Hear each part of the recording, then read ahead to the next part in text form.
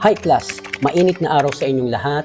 And for today's topic, dito tayo sa main parts of speech. I believe if you want to become a native speaker or highly proficient in English, dapat master mo yan. Let's start with noun.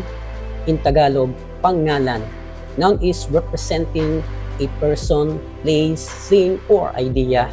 Including hotel, park, bukkagang. Next is verb. Pandiwa. A word expressing action. Sampulan agad natin yan. It's my turn, Mike. Run, read, cooking, sleeping, taste.